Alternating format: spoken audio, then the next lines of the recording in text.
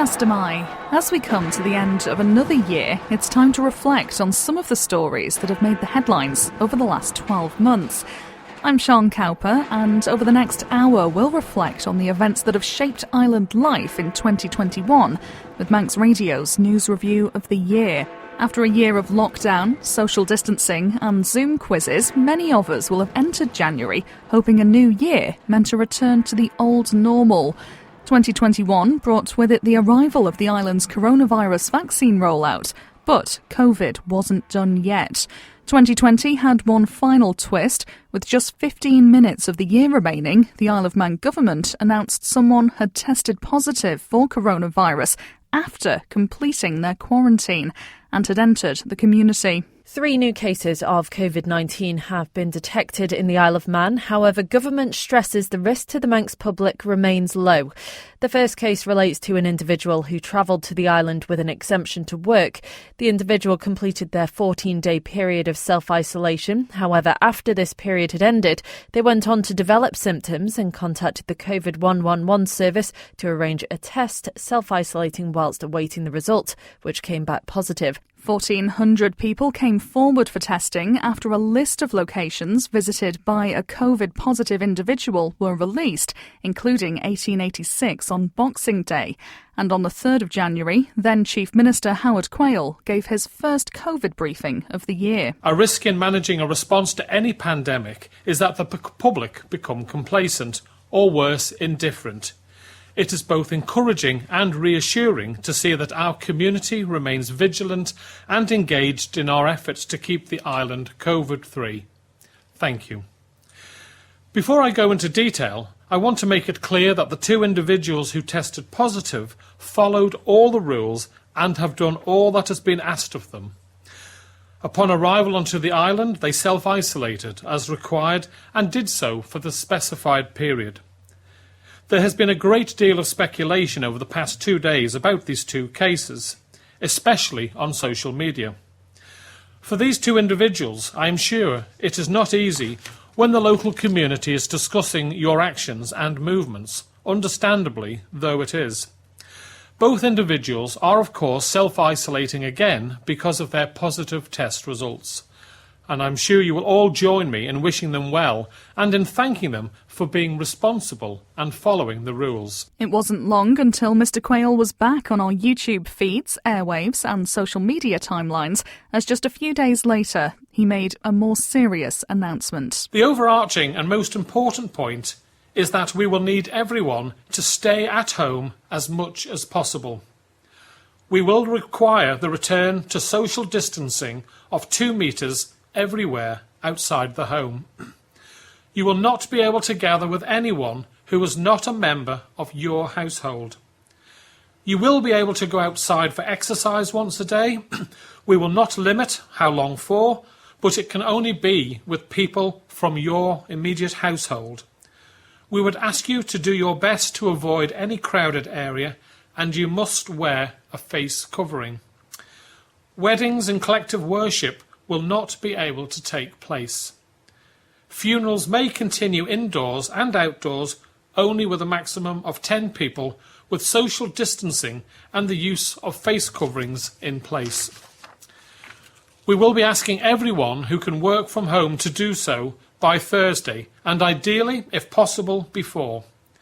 There will be an orderly closure of schools and nurseries as we re-establish the hub system we had in place before to cater for children of essential workers and any vulnerable children. The circuit breaker meant a return to staying at home, remote learning for school children, and for the first time on the island, face coverings were brought in. The setback didn't stop the island's vaccine programme getting underway, though, with healthcare worker Sandy Hannay, the first Manx resident to be jabbed at Nobles Hospital on the 4th of January. Then Health Minister David Ashford said it was a huge step in the fight against coronavirus. It's an absolutely massive deal. It's finally some light at the end of the tunnel in relation to the pandemic. It's exceptionally important we get it rolled out as quickly as we possibly can. I'd like to start by thanking all the teams involved. It's been a huge logistical challenge with this vaccine and the way that it has to be handled. But here we are on vaccination day. It was the start of a programme that saw 2 vaccine hubs open, with one one then closing, tens of thousands of locals vaccinated against the virus, and the birth of a social media phenomenon. After all, have you even been vaccinated if you haven't posted a picture of the little blue card on Instagram? January wasn't all COVID, though. It also saw two of our biggest towns bid farewell to the Isle of Man Bank. Despite protests, petitions and MHKs lobbying the company, Castletown and Peel saw their branches close their doors for the final time. I use it every week, So yes. how's this going to hit you? I'm over 70. It's going to make a difference that I would have to go into Douglas all the time to pay money in. I don't like using technology, but we've been forced into doing it. Just out of curiosity, do you have a car? I don't drive, no. So you'd have to go in by bus? I have to go in by bus, yes. And I have arthritis, which makes it difficult to walk. It does make a difference. I have a friend who's over 90, and when the COVID finished, we didn't really want to go on public transport, but we were forced to go into Douglas and queue to pay in money because we take our weekly pensions in cash. Do you use other things like the internet? It's what they're trying to tell to passengers. Yeah, I use online banking and stuff, but... Will you find you can switch quite easily to that, do you think? Yeah, I use that quite frequently as well, yeah, just keep on top of my savings, etc, but... Yeah, I don't usually go inside the bank. So it's not a big blow to you? No, not a big blow to me at all, no, I'll be alright. You just discovered that the bank is closing this week. How often do you use it? I use it like every week normally, just so I can take money out. So where will you go now? Probably Barclays. So it wouldn't worry you? It's a bank, it's a bank. Yeah, it's a bank. I'm a bit young at the minute, so it doesn't really worry me You'd that be the much. sort of person we'd imagine to be using the internet. Yeah. Be banging on the internet. Yeah. Do you do that? I do that, yeah. So can you switch entirely to the internet? Not really, because I still need to go to the bank so I can go to the shops and that. So I don't know what I'm going to do now. Lockdown 2 slightly overstayed its 21-day schedule, taking us into February. And the new month brought with it a new COVID concern, self-isolation for steam packet staff.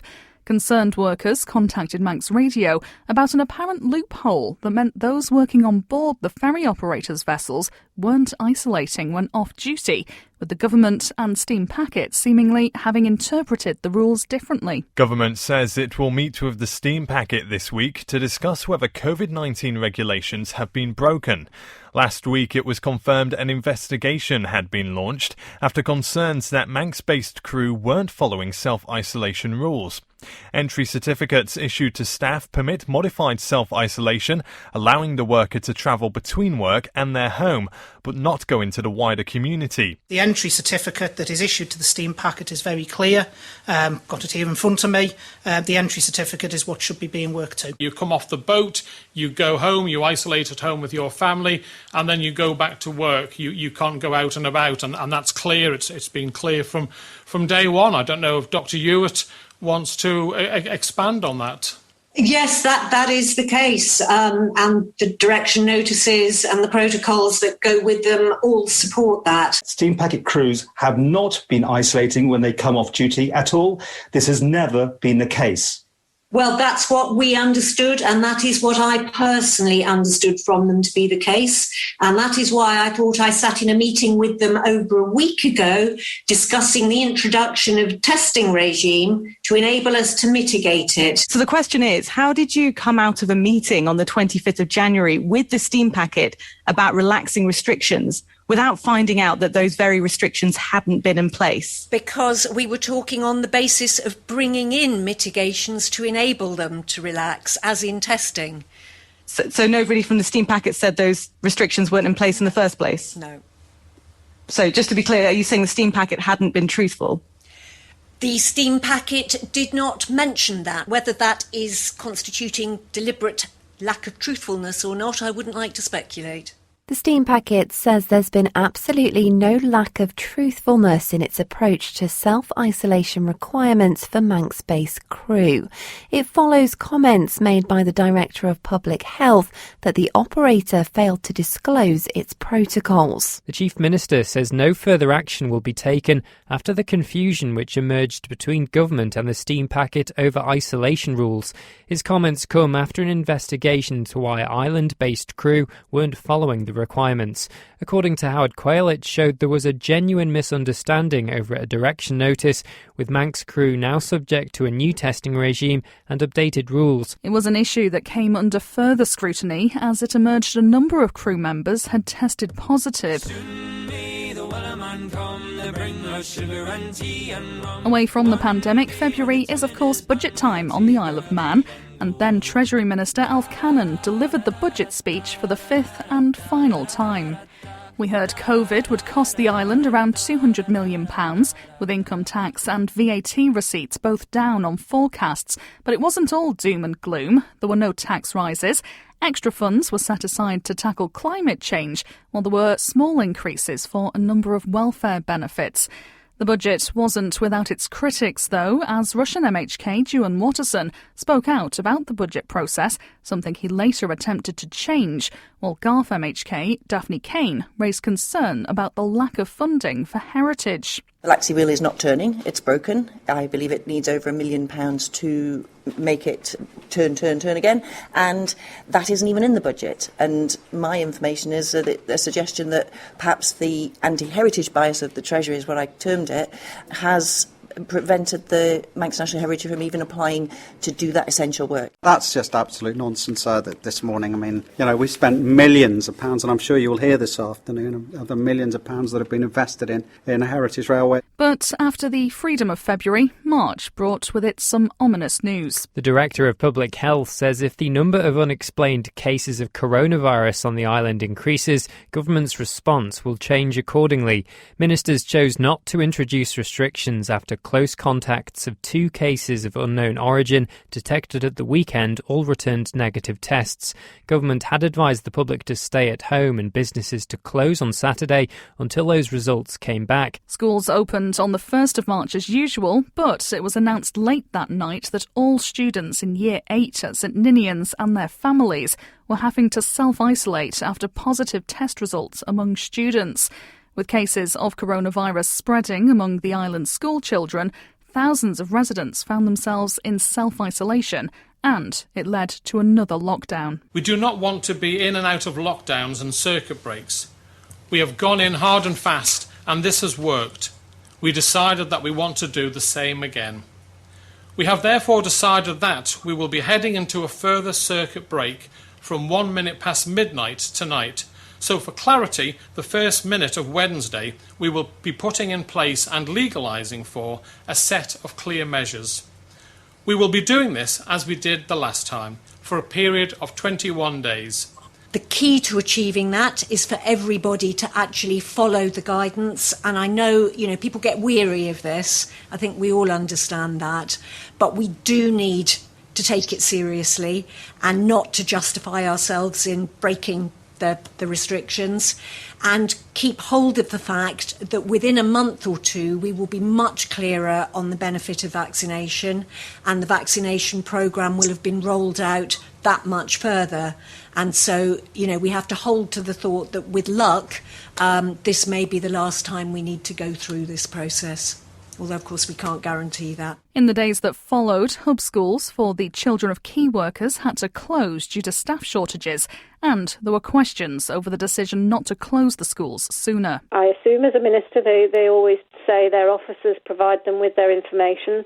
So if the officers aren't providing them with the information to make decisions on school closures to ensure they are safe, and they did clearly state on the Sunday, when they opened the schools on the Monday, they said that they were perfectly safe. So if the minister's department hasn't got the data to feed up to him, who is feeding that data up? So do you think that we could be in a situation now where if this information had been shared, fewer children could be infected? I certainly think if they'd have known of the exact numbers in schools relative, we had cases in early February, I think it would have made that decision. Certainly from a leadership point of view in a school, they would have made that decision that it's in 2 or 3 schools, it's a very highly contagious virus, and schools, I believe, would have been closed. As with January's circuit breaker, it was hoped lockdown 3 would last for 21 days, but this time it took longer, with measures remaining in place until the 19th of April, as active cases took longer to fall. April also saw the establishment of a new healthcare body for the Isle of Man, Manx Care. The board was set up to take politics out of the delivery of healthcare services. We also bid farewell to a friend of the Isle of Man in April, His Royal Highness the Prince Philip, Duke of Edinburgh. Prince Philip visited the island on a number of occasions, and locals shared their memories of meeting him. I suppose one of the legacies for the Isle of Man and other places is the Duke of Edinburgh Award Scheme.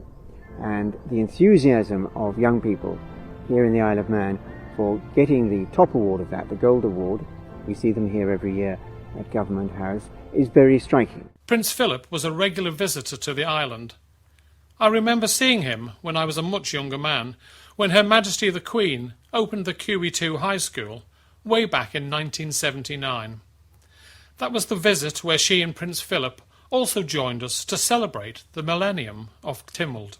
My own experience of meeting Prince Philip was at the ceremony for picking up my commission for the Armed Forces Parliamentary Scheme at the Speaker's Apartments at the Palace of Westminster. And to say I was nervous is very much understating it, but it goes to show what a consummate professional he was in terms of putting people at ease, using his inimitable charm and fantastic sense of humour to take the edge off those nerves and to really show an interest in people. And it was something that I was very grateful for, the opportunity to meet him and have that brief experience with him. They tried to talk to everyone, but obviously they had a time limit.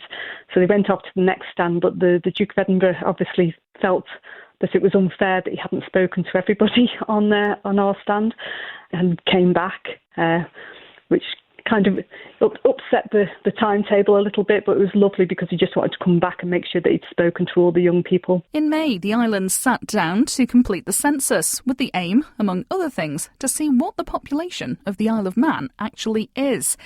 Instead of being sent a question paper, though, we were asked to go online and complete a form on the government's website. There were technical problems on the day, though, leaving some residents frustrated. I asked then Policy and Reform Minister Ray Harmer to explain what went wrong. For me, probably the messaging wasn't strong enough because it wasn't clear to enough people that actually you didn't have to fill it in on the 30th.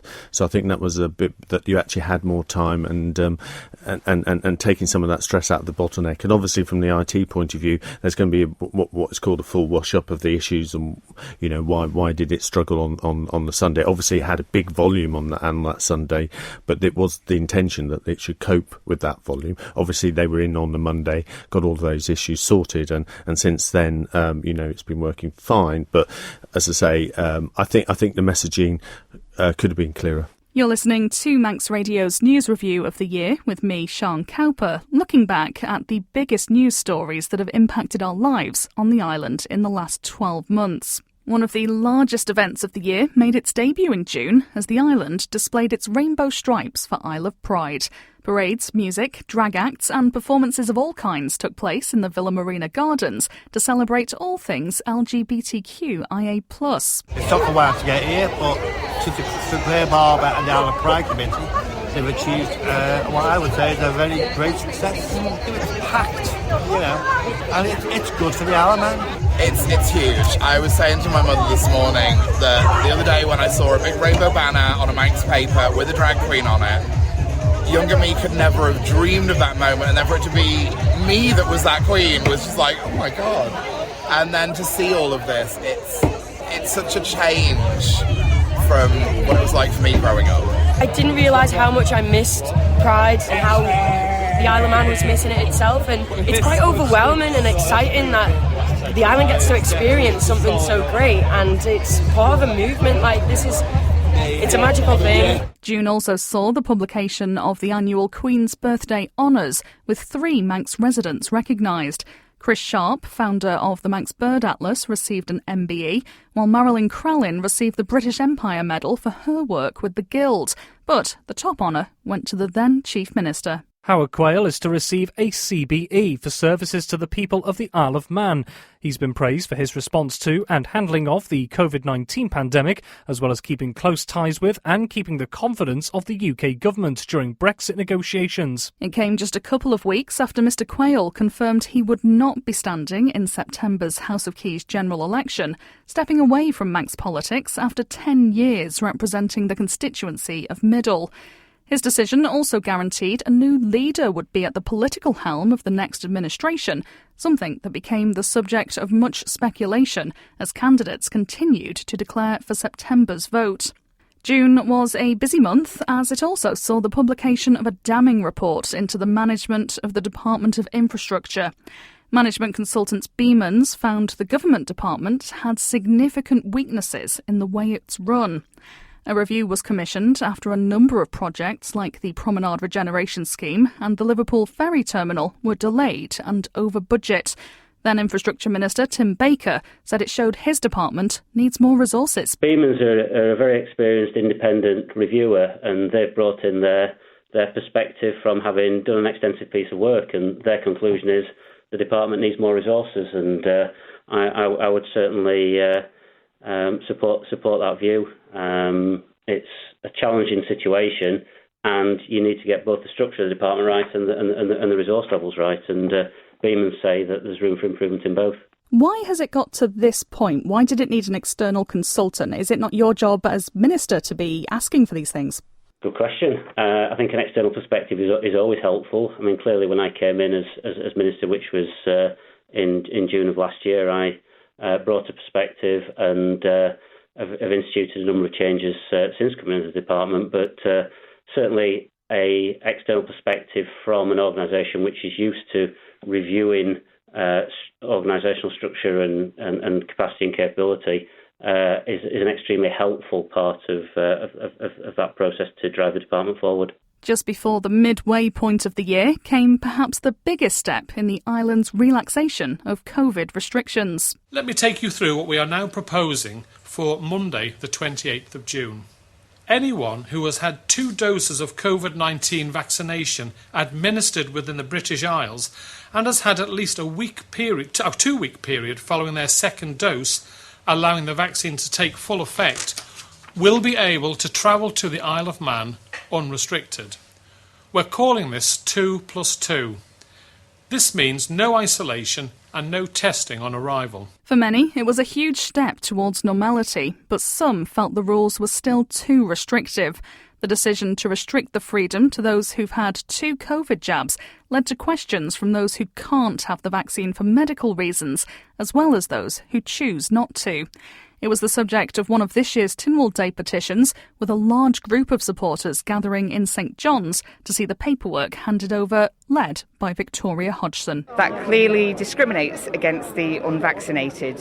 We have to think of people who can't have the vaccine for medical reasons and those whose personal and religious views prevent them from having the vaccine. I have created a petition on change.org which has over 1,000 signatures, so I think there is a lot of support out there. People who've had their 2 doses can still catch and transmit the virus. So the border entry policy is illogical and potentially ineffective. A bumper crowd gathered at Tynwald Hill for the celebrations on the National Day.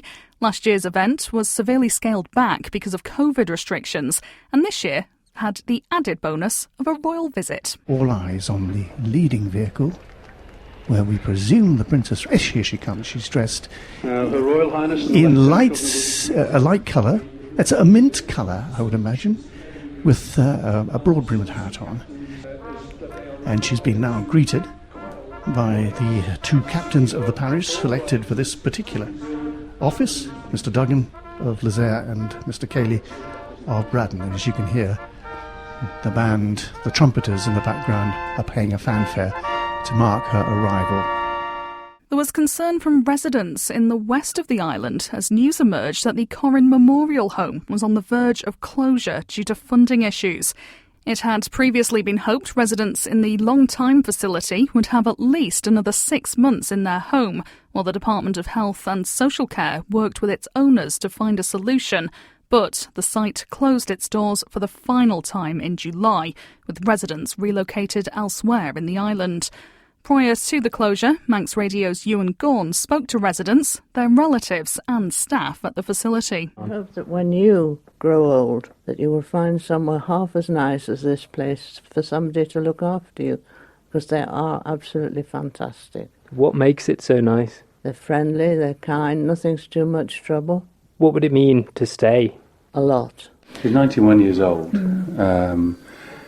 Can't sleep at night now because of all this worry. Yeah, she loves the house. It's been like a family to her during lockdown. Yeah. So, we've got to sort something out, and nobody seems to, apart from the staff here, are trying really hard to sort things. We don't seem to be moving forward. We need to try and get the trustees and the Board of Governors on board in keeping, or be willing to keep the home open past the 31st of July, and then if they agree to do that, then like David Ashford said, they can explore other options, long term and short term, and what they can do to help. We've been told that from the 31st of July they'll be financially not viable to keep the home open anymore, but obviously they've not declared them finances to anyone yet, so no one can really say for sure. At the heart of this is 21 residents and families who don't want to move. What's the feeling been like? How has this impacted people? Well, as if their mental health wasn't at a low after full lockdowns, it is now. They're crying every single day. The staff are obviously doing their job to support the residents, but there's only so much we can do. They're crying, they're depressed, they're saying that they'd rather be dead than move from the current home, which speaks volumes for itself. So with the support of the staff and their families, we're just trying to assure them as much as we can that we're doing everything that we can to prevent the home June's from closing. border changes meant there was an increase in the number of coronavirus cases on the island. While government always admitted this change would mean more cases in the community, it soon saw thousands of local residents stuck in self-isolation after being identified as close contacts of someone who has the virus. A number of local businesses started to struggle with staff stuck at home due to the close contacts rule, so action was taken with the introduction of lateral flow tests for the general public. It meant those who may have come into contact with someone who has COVID no longer had to self-isolate, but could instead take a self-administered test for 7 days while continuing to go about their business. Another step towards living with COVID.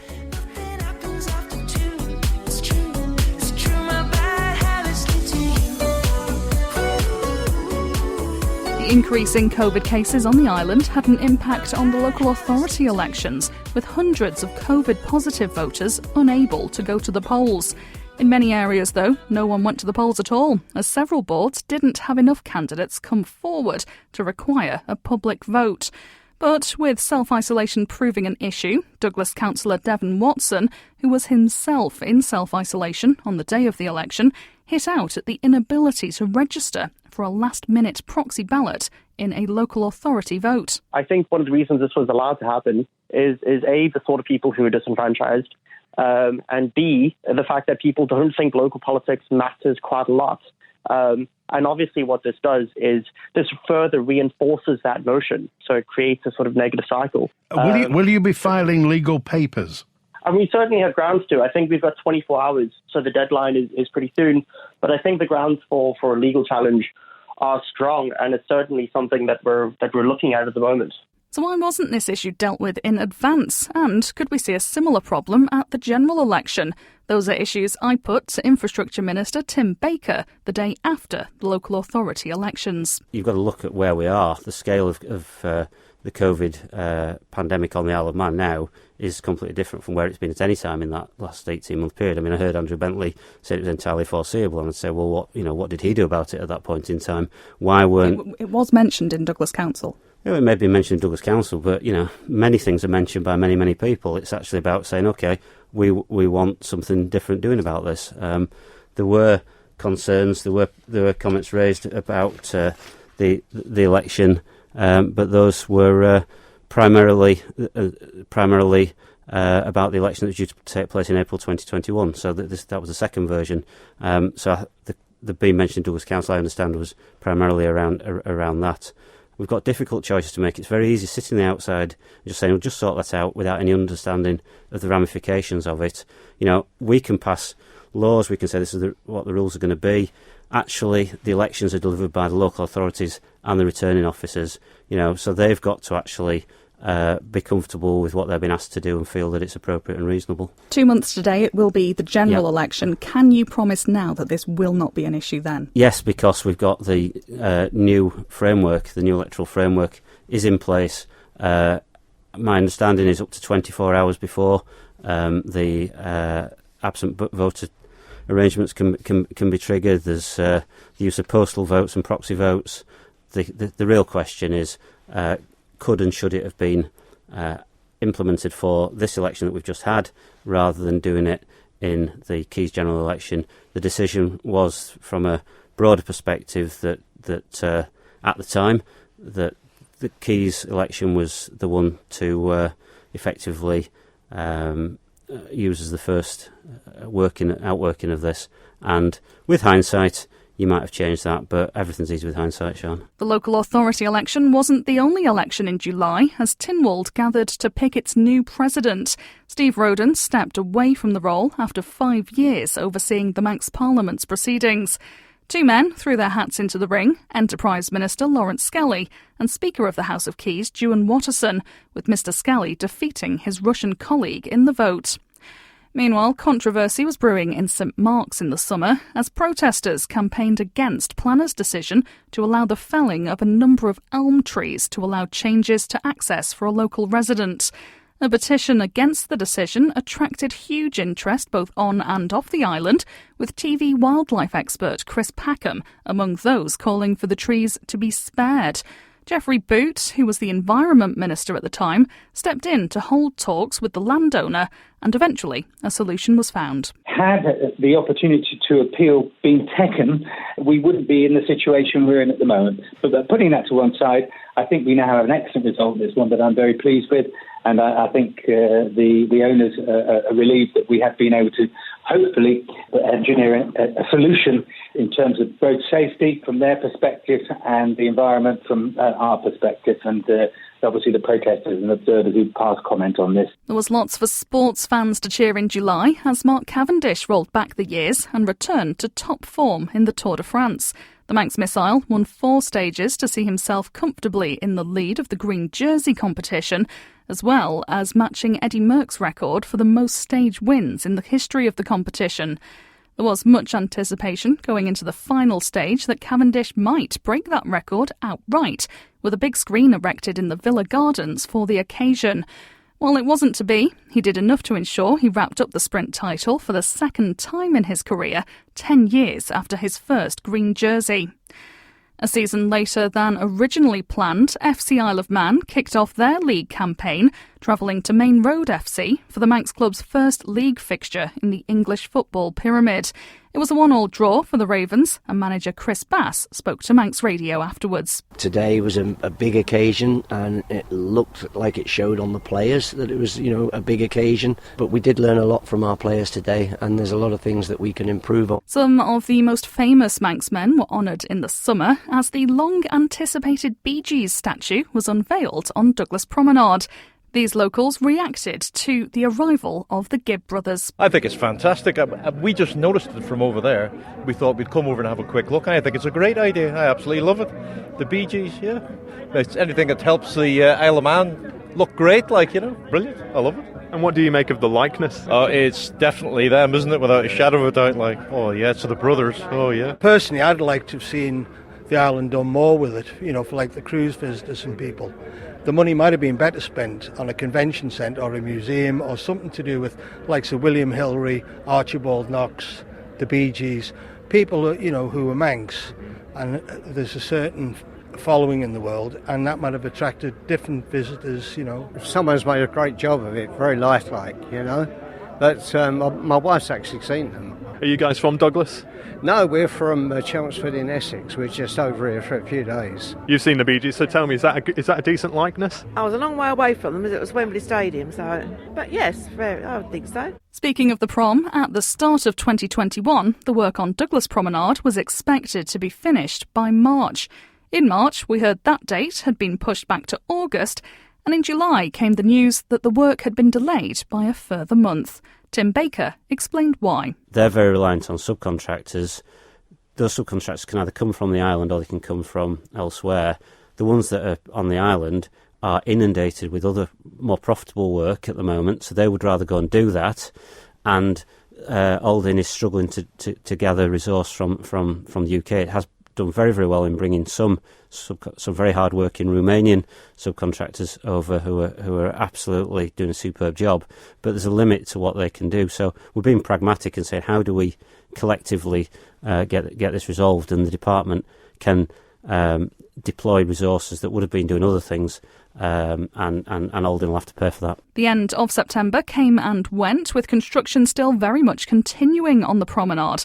Minutes published by the MyProm Strategic Board showed the project would be pushed back until November, and then new Infrastructure Minister Tim Crookall had this update for the House of Keys. We haven't got a date exactly when the points are going to be back. We don't know when. It's going to take 3 to 4 weeks to relay those rails, and then of course there's the weather over the winter period, and we might have COVID to contend with. It's absolutely impossible to put a completion date. I would absolutely love to put a completion date on this so everybody would know and say, Happy Christmas, it's finished. It's not possible to do that at this time. Perhaps our 2022 news review of the year will feature the completion of Douglas Prom. Watch this space. It's Manx Radio's news review of the year, a roundup of the headlines that we've been talking about in 2021. The month before an election can be quiet, with politicians limited in what they can say because of pre-election rules.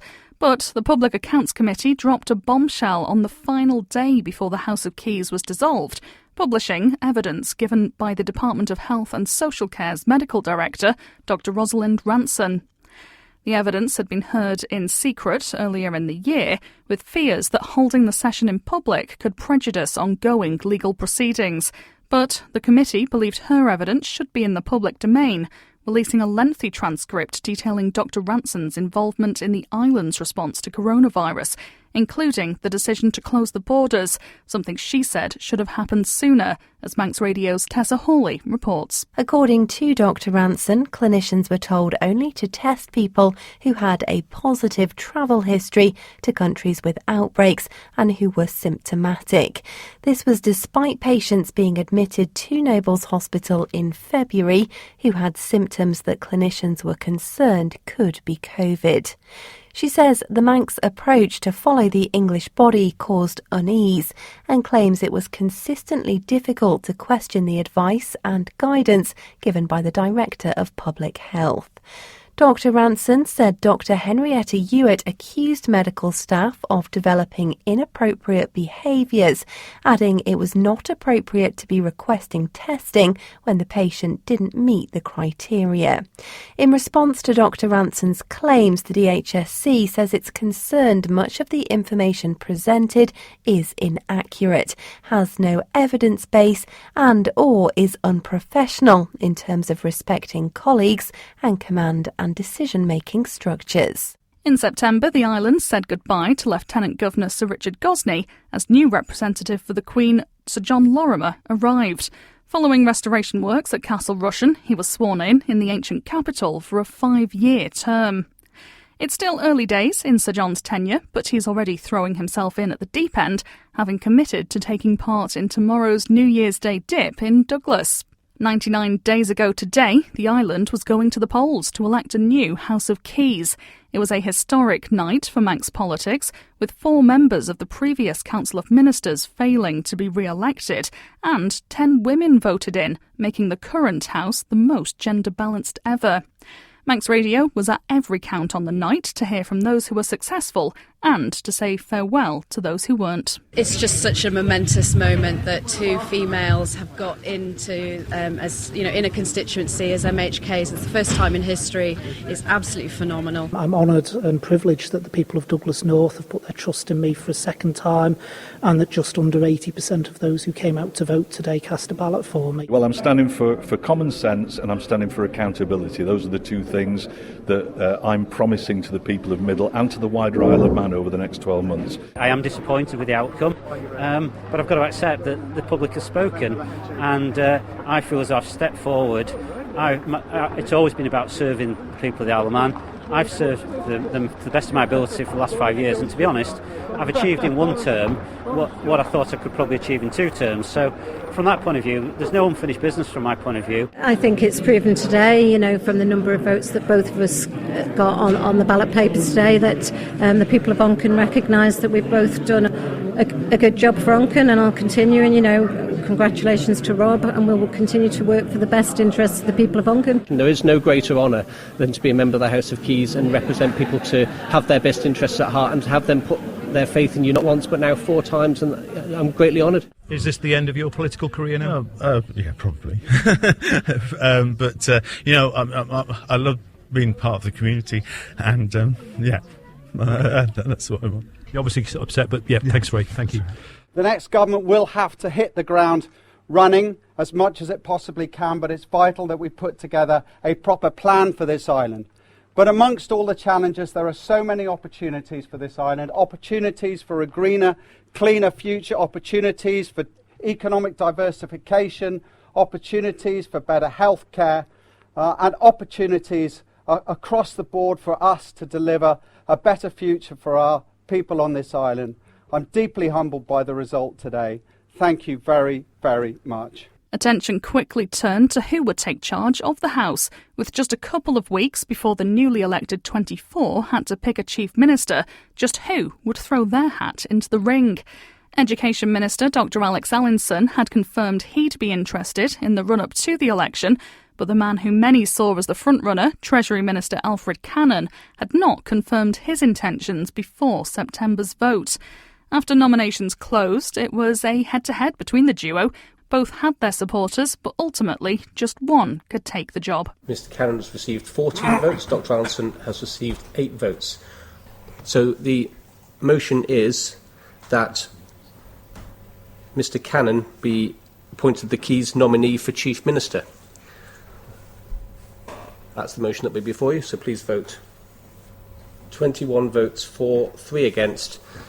I therefore announce that Mr Cannon is in fact the Keys nominee, and I wish him all the best and congratulations on the post. Mr Cannon, would you like to say a few words at this point? Thank you very much indeed, Mr Speaker, and can I thank my proposer and seconder for their extremely kind remarks, for which I'm extremely grateful, and I'm also extremely grateful to the many honourable members who've taken the time to speak to me over the past week or so and express their views both on what they were seeking from a Chief Minister, but also their views about how they thought government should be shaped in the future. And indeed, I look forward to working with all honourable members in the coming days to firm up our plans. Can I also thank Dr Allinson for the professional manner and considerations he's given during the short campaign around this important election, and I wish him well for the future. The new administration faced a difficult decision in its first full Tynwald sitting: put the island's gas prices up by a significant amount,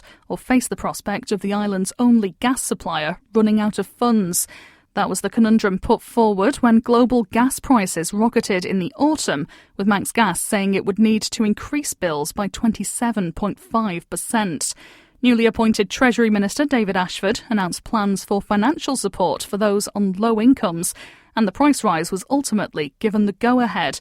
But it wasn't without criticism from some members. Douglas South member Claire Christian. They now seek to simply recover their mistakes by charging their customers more. Now is the time for the parent company shareholders to step up and return some of these excess profits. So what does the new government want to achieve? That was the question Alf Cannon hoped would be answered by the Island Plan. The document was published in November, setting out the Cannon administration's priorities, as Cabinet Office Minister Kate Lord-Brennan explained. I, like many other politicians, were hearing on the doorstep that they wanted improvements and change in their day-to-day lives when they stepped out the door. So that the driver to recover from things that have taken a toll on the island, is not just going to be something that only the Isle of Man wants to address, but, it is something that we need to pursue. We want a better island for the future, and we need to galvanise, really the whole island behind that, not only government, but any other groups, organisations, stakeholders that can work together to do this. The 24-page document is just the first draft. We should see the finished product in January's Tynwald in a few weeks' time.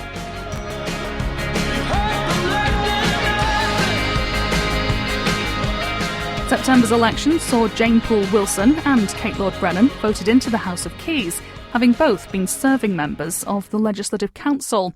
It meant Tynwald's upper chamber found itself 2 members short. 7 candidates came forward to replace the duo, and it was statistician Paul Crane and former Chief of Staff to the Lieutenant Governor Diane Kelsey who were chosen. The COP26 Climate Summit in Glasgow dominated international headlines, with world leaders gathering in Scotland to discuss ways to cut carbon emissions and limit global warming.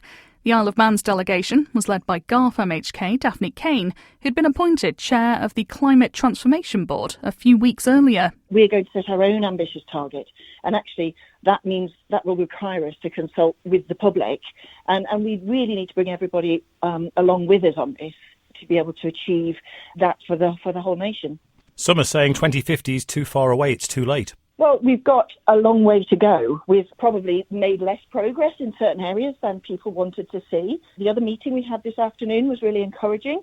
Met with Ørsted and discussed the possibility of a wind farm that would maybe in sort of 7 to 10 years, not immediately, but something that would categorically enable us to generate some of our electricity through renewable systems. So the possibilities are there, the interest is there, and we have to consider everything, and we need to get the mix right for the benefit of the island and to take our place in the world, to be doing our bit to reduce emissions and keeping that temperature increase globally to 1.5 degrees. Spending on infrastructure was making the headlines again as we headed into the final month of the year, with an extra £32.6 million being sought for the Liverpool landing stage.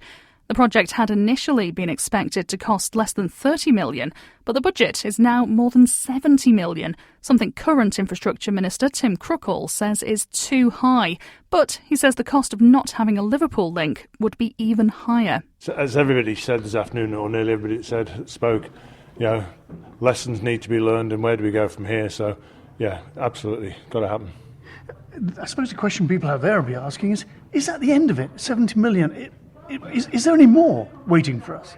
We hope not. Let's hope that's the end of it. It's only hope at the moment. There's no sort of categoric line drawn in the sand. There's no categoric line. I mean, as we've seen with COVID, there's somebody queried this afternoon the expense on COVID, and that's still around, and God forbid if that comes back in a big way, that could slow things up again. I really hope so. I really hope that's it. But it could go further. We could be asking for more. I don't want to. I really don't want to, but you've heard today what could happen. So, as far as we know, that's everything on the table now. As far as we know. And is it worth it? Long term, I think so. As I said in there this afternoon, though, if we'd have known that at the beginning, I'm sure Tynwald wouldn't have started this project. £70 million is huge. It's far too big, and PAC will come back with the questions, and they've got to be answered. What went wrong? Where did it go wrong? And we'll find out. Well, just as attention started to turn towards Christmas and the end of 2021, there was one more surprise in store. Omicron variant. Omicron. The so-called Omicron variant. The new variant of COVID-19, thought to be even more transmissible, was inevitably heading to the island. The development meant Alfred Cannon delivered his first coronavirus media briefing. Just over a week later came the news that the variant had likely reached Manx shores. 2 possible cases of the Omicron variant of COVID-19 have been detected in the Isle of Man. They've been identified at the Nobles Hospital laboratory from PCR tests taken from 2 individuals with recent travel history. We have to learn to keep calm and gather all the facts and data before we make any changed decisions. We cannot eliminate the virus. We cannot eliminate variants of concern. At the present time, we can only protect with the vaccine and mitigate to slow down spread. And any enhanced actions that we do take has consequences. I will update Council of Ministers on Monday as to the situation, and we will determine whether we need to take any further action. It meant an increased push to get booster vaccines rolled out before Christmas, with thousands attending drop-in clinics at Chester Street in the week before Christmas. Meanwhile, a new testing regime was announced. You no longer need a PCR test if you have coronavirus. A positive lateral flow is now enough. Alf Cannon explained the reason for the change. This change is designed to harness the testing capability across our community and capitalise on the reliability and availability of home testing kits. It is vital that asymptomatic cases are picked up, and I urge everyone to keep a good stock of lateral flow devices to ensure that you, your family and those around you are testing regularly. I am asking you all to self-manage your health, self-manage your families, and help us by reporting in the actions that you are taking. We are now asking and empowering every member of our society to help keep the island moving. Those close contacts currently adhering to rules specific to the Omicron variant will be contacted by 111 and released from self-isolation and asked to undertake a lateral flow test prior to leaving. Contact tracing will be based on self-declarations in most cases, and we will ask those who log a positive test to get in touch with people who may need to take extra precautions. So just what will you remember most about life on the Isle of Man in 2021? The lockdowns, the borders reopening, the election, or perhaps just simply taking a selfie with the Bee Gees statue? Who knows what stories we'll be talking about this time next year, but as we say goodbye to 2021, all that's left is to wish you a very happy new year from all in the Manx Radio newsroom. If you would like to listen again to the news review of the year, it'll soon be available as a podcast at manxradio.com. See you all in 2022.